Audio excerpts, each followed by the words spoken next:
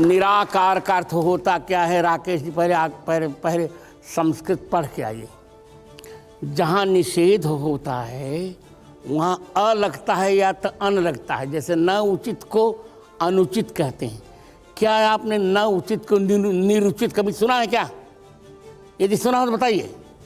न उचित को निरुचित सुना है आपने? कि न आवश्यक को निरावश्यक सुना है आपने?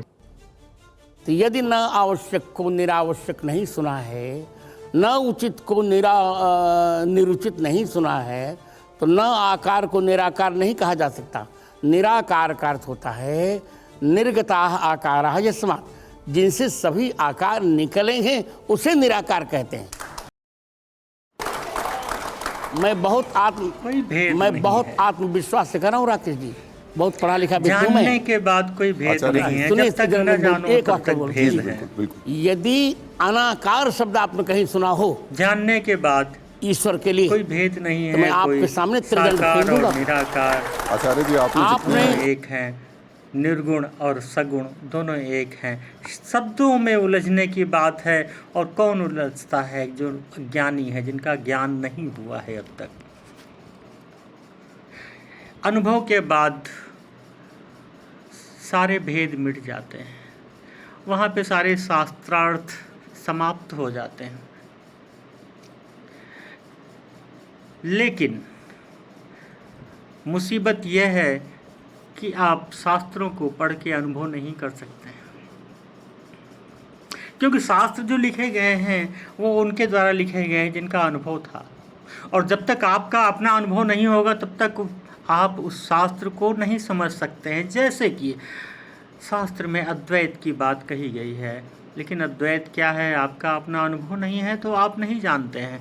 आप अद्वैत की बातें कर सकते हैं, लेकिन मैं कहता हूँ कि यह अद्वैत की अवस्था है, और अद्वैत की अवस्था में पहुँचने के बाद, और ये अवस्था कब पहुँचती है? जब आपकी अनुभूति होती है। बिना अनुभूति के आप अद्वैत की बात कर सकते हैं, लेकिन अनुभव नहीं कर सकते।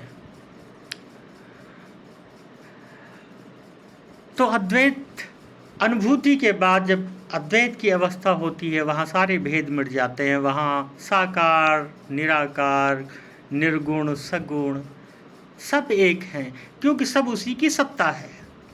उसमें कोई भेद नहीं है। आप शब्दों में उलझ रहे हो, शब्दों में हम बहस कर सकते हैं कि भाई ये निषेध है, आकार का सकार क्यों नहीं है, आकार का अनाकार क्यों नहीं है, या सकार का अनाकार क्यों नहीं है। हालांकि सकार का जो निषेध है वो निराकार ही होता है। निराकार निषेध ही है। ये गलत है कि निराकार का मतलब निषेध नहीं होता है। साकार एक उपसर्ग है, स उपसर्ग है, स मतलब सहित, स धन आकार मतलब आकार सहित। और इसका जो नकार है, सकार का जो नकार है वो है निर्धन आकार मतलब निराकार। निर का मतलब रहित, बिना। और अपने आप में अकेला निराकार शब्द निषेध में नहीं है। बहुत से इस निर उपसर्ग से बहुत शब्द हैं, जैसे निर्माने रहित, निर्धन, निर्विकार, निर्जन, निरोग, निश्चल, निर्मल, निराश, निर्वासन। तो ये सारे निषेध हैं। इनका मतलब है कि इसके बिना, जैसे निर्मल, निर्मल मल मतलब गंदगी, निर्मल मतलब बिना गंदगी के, यानी साफ सुथरा। तो लेकिन ये सब शब्द हैं, इससे कोई मतलब नहीं है। इसमें वो दोनों है, वो सगुण भी है, निर्गुण भी है, लेकिन वो आज भी है और अनंत भी है, और इससे परे भी है। उसको जाना नहीं, आप पुस्तकों से उसको नहीं जान सकते, शास्त्रों से उसको नहीं जान सकते। वो एक अनुभूति है, उसको आप ज्ञान से नहीं जान सकते। वो इंद्रियों से परे है। वो अपने आप में एक निषेध है, जिसे नैति नैति कहा गया है। न इति, न धन इति, ये भी नहीं, ये भी नहीं, ये भी नहीं।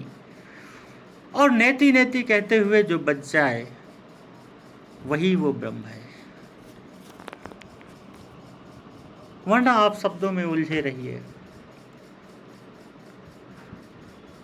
हम जैसे कहते हैं कि अहम ब्रह्मास्मि या तत्त्वमसि, मैं ब्रह्म हूँ और तुम भी वही हो, ये ठीक बात है। लेकिन ये एक अवस्था है जो अद्वैत की अवस्था है कि अनुभूति के बाद फिर आप प्राणी मात्र की बात करते हैं, प्राणियों में भेद समाप्त हो जाता है। आप प्राणियों के कल्याण की बात करते हैं, पूरे विश्व की बात करते हैं, प्राणियों में सद्भावना हो, विश्व का कल्याण हो, वहाँ पे भेद नहीं है। और आसक्ति भी तिरोहित हो जाती है, आपकी आसक्ति भी समाप्त हो जाती है कि मुझे ये भी मिल जाए, ये भी मिल जाए, और मिल जाए, और मिल जाए, और मिल जाए। क्यों? क्या मिल जाए? जो भी मिलेगा वो एक ब्रह्म की ही तो सत्ता मिलेगी, और आप भी वही हो, तत्त्वमसि। तो फिर क्या लेना चाहते हो? लेकिन बिना अनुभूति के, शब्दों को पकड़ने से, शब्दों को याद करने से ज्ञान नहीं होता है। ठीक वैसे ही जैसे कि तोते को बोलो कि पिंजरा खुला है, उड़ जाओ, तो वो उड़ेगा नहीं। वो आपके शब्दों को वापस बोलेगा कि पिंजरा खुला है, उड़ जाओ।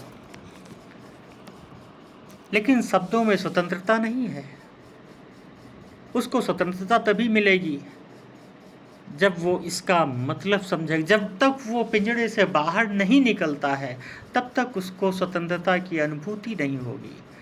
वो शब्द दोहराता रहेगा, आपके शब्दों की पुनरावृत्ति करेगा कि पिंजरा खुला है, उड़ जा। वो भी कहेगा पिंजरा खुला है, उड़ जा।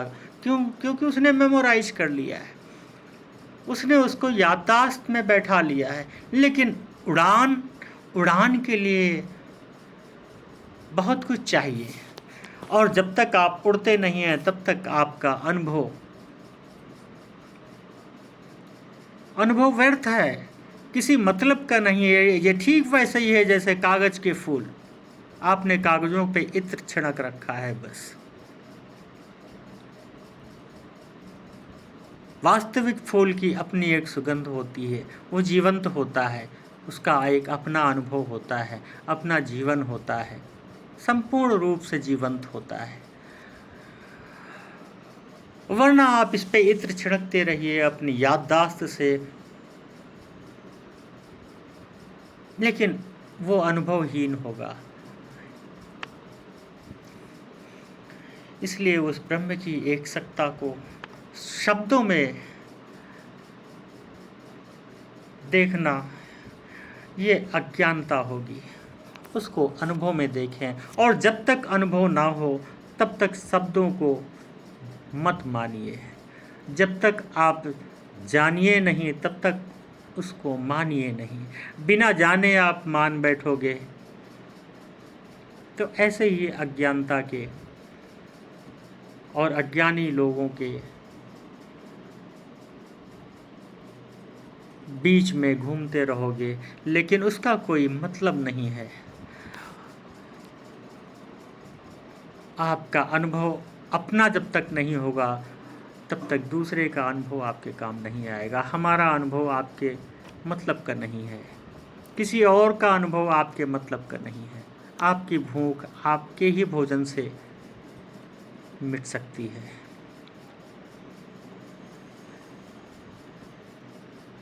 इसलिए उस भगवत्ता की, उस सत्ता की, उस परम सत्ता की, उस ब्रह्म की और उस ब्रह्मांड की, उसकी खोज में लगिए और उसका अनुभव कीजिए, उसको प्राप्त करिए। आज के लिए इतना ही है।